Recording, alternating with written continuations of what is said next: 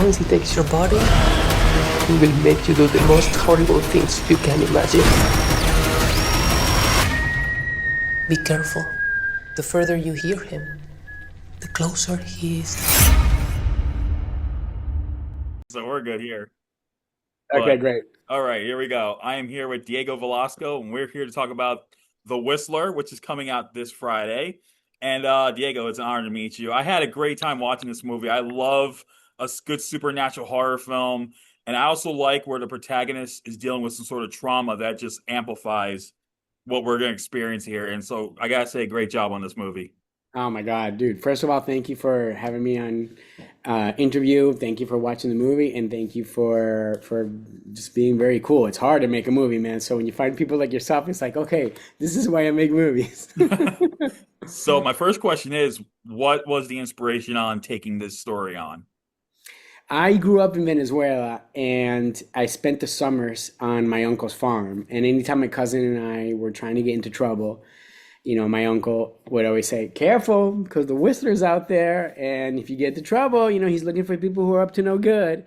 And it kind of just stuck with me. So as I grew up and I got into the film industry and I started, working in TV and working in film, and I usually do like action. I made that movie behind me, Zero Hour in Venezuela, as an action movie. And I kind of hit me, it's like, why isn't anybody like doing this legend, which like that tag of the further you hear it, the closer it is a great way to have fun with, right? So I said, okay, you know what? I'm gonna do it. And then of course I realized it's really hard to do the Whistler. It's easier to talk about it than it is when it comes down to it. You're like, oh man, wait, how do we do this? So it took a minute, but we finally got it done. So I understand that there was an earlier screenplay by Nacho Palacios, and Yes. then you tweaked it with Carolina and Esteban. So how did that come about? Yeah, so Nacho's a friend of mine from Venezuela. We were doing a TV show together, and he pitched me the idea, and I was like, okay, I just I don't have time to write it. Like, I'll write it. So he wrote the first draft, and then I was like, okay, now I want to kind of do my pass on it. And Carolina worked on my other first movie that we did. We wrote it together, and then another Esteban, who also has done like a lot of genre stuff, came in and gave me a hand too. It's a village. That's amazing. And I gotta say the cast in this is great. And Diane Guerrero, everyone knows her from Orange is the New Black, and some people might know her from Doom Patrol when she did the DC series.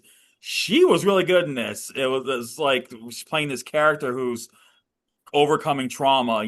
She lost her daughter, and yet she still has those feelings, and it's like her story starts to drive it. And what was it like working with her in this? She's great. Diane is so cool. She's like always up to doing anything. She didn't have that much experience riding horses, so she actually like learned to ride a horse for this movie. And like a lot of the shots, she shows up with a horse running, and I was like, "Man, you're a natural." So like when it came to getting her hands dirty, she was amazing. She's so sweet. The crew loved her. She loved the crew. She was actually in Colombia at the time when we were shooting the movie, so for her it was like perfect. She was like part, she's part Colombian too. So for her, it was like amazing to get back to, this is the first movie she had done in Latin America. So it was like, nobody could believe it. Yeah, and that's amazing. And I like that scene where they're sitting at the dinner table, and the mother-in-law is speaking in Spanish, and he's telling her, English. And I Uh-huh. like the fact that she's like eased attention, but saying, no, it's okay because, it's my parents' fault they didn't teach me Spanish. Because I totally resonated with that because I'm Puerto Really? Rican. My parents are from Puerto Rico, and I did not learn Spanish till later in life. So I totally resonated with her. Oh my, you have no idea how many people have said the same thing. Like that, a lot of my friends also feel the same way, and that's why that line made it in there too. Yeah, and Juan Pablo, I like his character because he was grief stricken in some way, but he's also dealing with his father's death. And then he hears about the whole legend. It's like he wants his wife to just get past the trauma already, just move on, but she's not ready for it, and that's Right. totally understandable. And one thing I questioned was like, how long ago was it that the daughter had passed away, and like, what, how, and because I know for a fact this is something that's like that can really mess up a grieving parent's mind. And so what was that? Yeah. So what was that like in terms of like when you thought about that? writing Yeah, that. I think I don't know if we had like I thought we had talked about it in the movie, and I guess when she has that conversation with her mother-in-law in the office, they I think they agree about it, but it's and it was like 3 years is what the story had it. So it was pretty fresh, right? And I think like Yeah. for him, for Juan Pablo's character, his name is Sebastian, he was also dealing with the guilt of like leaving his parents alone by Yeah. themselves and feeling guilty about that as well. So it's like he was dealing with a lot. Yeah. And I also like the character of Petra because, you know, it's like she's like the double sword edged sword of this movie. You know, one during the day she's like the nicest person in the world. You know, she's and then at night we see her warding off the evil spirits. You know, doing something out of this like people think what is she doing, but it's clear what she's her intentions are. She's warding off the Whistler. You know, getting off the spirits, and you know she knows the legend, and I like that character because she's kind of like the one who brings everything together in some aspect. And I Yeah. gotta say, kudos to that actress who played her. Oh, thank you, man. I'll make sure to tell her that she's great. Her name is Indira, and she has so much strength. And she was like very like she wanted every single word. We had to research it, and it had to be, authentic. And we did a ton of research of this religion of Maria Leonza, and everything that she said, she had to like, no, this has got to be real. We got to do it right. And I appreciate that discipline so much. So I think it's a testament to her work. Yeah, and what I really like is learning about these different type of cultures when it comes to their, you know, spirituality, or people may think, oh, they're a cult, and you know, I really like that to learn because it makes me, you know, learn more about their cultures of how it works. And the scene that really shocked me was the girl getting possessed, and the guy spitting liquor at her as she's getting, you know, as she starts convulsing and bleeding out of the mouth, and all of a sudden she's talking like the daughter. And I was that my mouth was when I saw that my mouth dropped as soon as she started, "Mommy." I went, I'm like, no, wait a minute. But that whole culture thing, the way they presented that, I That's really pretty was. authentic. I mean, we basically got the real deal. We got people who are part of that religion, and they did a ceremony that we just made it as authentic as possible. Like if you Google and you or go to YouTube and you put Maria Leonza, you will see real ceremonies where that happens in real life, and even crazier stuff. Like they walk on like fire, and they walk on broken glass. Like it's And that rickety bridge, I was when we got to see that first person shot of the bridge, I was just like, I'm not walking that. I would never walk that in my entire life. Like one, I'm scared of heights, but seeing that thing, I would snap that thing in, in a heartbeat. It looked like, but Diane did it with such ease. Like it made it's so easy for her. But was that something that was built for the film, or was that originally an actual bridge in where you shot That was like when we were gonna build it originally, as we were looking for places where we could do a river, we found that like the community had built it themselves, and I was like, this is so perfect. Let's leave it. And if anything, like the funny part is like the art department's like, okay, we're gonna tweak it, and then they're like, okay, we're gonna make it a little bit safer. And when I got to the set, they're like, they had made it way too safe. I'm like, no, now it's not dangerous. You need to take stuff out. Oh, really? Because then it's not being so hard. You'd be like, oh, anybody can cross that, right? I mean, of course, we had like a safety harness behind Diane, so nothing was gonna ever happen to her. But it's kind of like there's rocks down there. It's like not easy. Yeah. And I some of the deaths in the scene really like were quite a surprise because I think in a way it like not only brought shock value to the film, but it also was kind of like a breakaway from the actual story itself. And I sometimes when you see something like that, you know, there's gonna be the people out there like, oh, I don't know why they put that scene in. It doesn't make sense. This one did made sense. You know, like the scene in The the workers, farmhouse. Yeah, yeah. that was like that was probably like the best, like one of the best things I saw in the film because I was just like, that just came out of nowhere, out of left field. But I like the fact that it not only brought shock value, it took away, you know, it's just like a Yeah. little break from the story. Because I know sometimes when you break from the story, you resort to doing different things. But I like the fact that you did this random death out of nowhere into as a breakaway from the I story itself. try to get him to come closer, to get the Whistler closer. So he starts out in the sugar cane. She starts out in the sugar cane, kills the worker that is stealing sugar cane, then moves into the cattle, and then moves into the house. So that was like hopefully that's why it didn't jump out as much because it's just like, oh, here it comes, here it comes. Yeah. Oh, that's amazing. So how long did shooting take on this film? We And shot it for as- 5 weeks.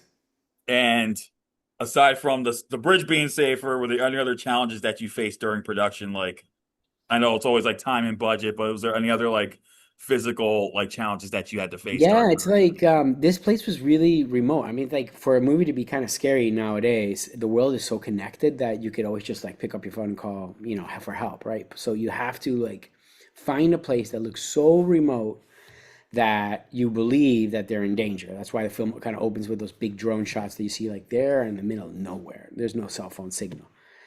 So the good news that is that everything looks great. The hard part is that everything's far away. So like if anything gets broken, if anything gets lost, if anything, anybody's late, you're like 2 hours from the closest city. So it's like it was really hard to like we basically found a hotel close to that farm and we stayed at that farm for like 3 weeks, 25 days total in the whole movie.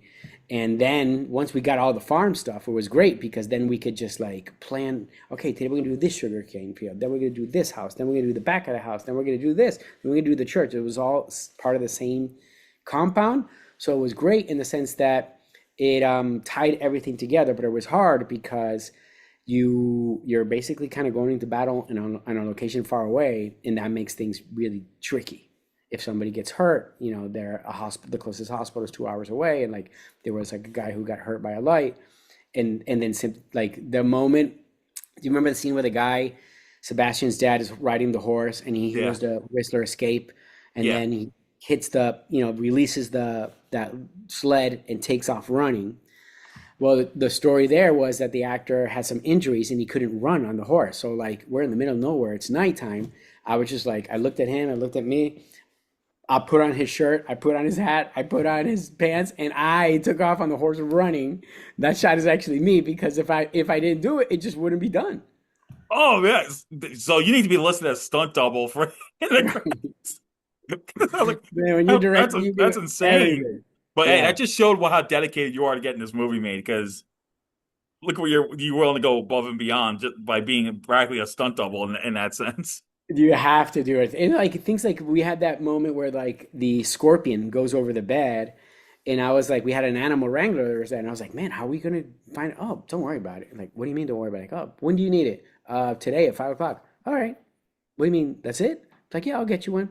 And I was like, okay. And then all of a sudden, like 2 hours later, he shows up with like three scorpions.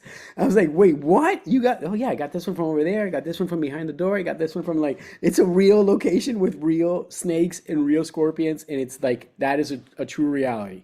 Oh my God, that's crazy. Like, Yeah. oh, you never would imagine that. Like, I mean, but hey, that's the price you pay when you're shooting in the middle of nowhere practically, and but you're willing to get you're gonna do what it takes to get this movie done, Right. and overall, I mean, you did such a great job, and everyone showed their dedication to it. So I hope people will get to see this and Ah, hope yeah, and thanks. Thank you understand it. for you doing this. Is going to help. It's going to increase the chances for sure. So what's next for you after this that you can talk about? Are you gonna stay in the? Are you possibly gonna do a follow up to this, like a sequel of some sorts, maybe I mean, down the we'll road? see how the movie does. If it performs well and there's interest, we could totally I mean, it's set up, right? But next, I'm actually gonna do the opposite. Next one, I'm doing a Christmas movie, so I'm gonna take a break from the horror space. Yeah, well, that shows versatility, and I always like watching a filmmaker who's willing to do various genres instead of sticking at one, 'cause it gives them a chance to show what else they're capable of doing behind the scenes. Yeah, I have great respect for horror. It's tough, and if you can crack it, it's amazing because then it resonates with everybody, right? But at the same time, there's a lot of competition out there, so I guess everybody kind of got the secret that horror does well, and now there's like so many horror movies. It's crazy. Yeah, but the good news is a lot of people are like now, like they're really getting into indie horror, like especially the indie horror films now. They're Yeah, really like I think they're becoming more like people are talking about those more now than rather than the big A-list ones like Blumhouse. Like if you're looking at it now, like I see people talk about the Winnie the Pooh horror movies like nowadays. They're talking about those more now than that then whole yeah, that new universe, the Twisted Childhood universe. They're talking about those more now than like Five Nights at Freddy's too. But they're more interested now in like the indie stuff because they see like yeah. it's more creative, and they're And then willing to. also, like, I was hoping that being a new world, that takes place in Latin America, I hope that people that find that refreshing too. Yeah, definitely. And because I mean, there's been horror from Latin America, but I think this one definitely is going to be one of those ones that people should get to talk about when it comes out. Amazing. Oh my God, yes, that would be amazing. So everyone, The Whistler is coming out this Friday in select theaters. If you love supernatural horror films, you definitely want to see this one. And Diego, thank you so much for taking the time to talk about it. Thank you. And if it's not in a city near you, you can also just do it in any platform. You can do it on Apple TV or Amazon or Fandango at home. So yeah, that way you can get to watch it at the same time everybody else. Well, as I always say, you guys stay awesome. And again, check out The Whistler this Friday. And Diego, thank you so Thank much. you, Albert. I appreciate this so much. This means the world. All right, you take care and stay awesome. Okay, bye bye. Bye bye.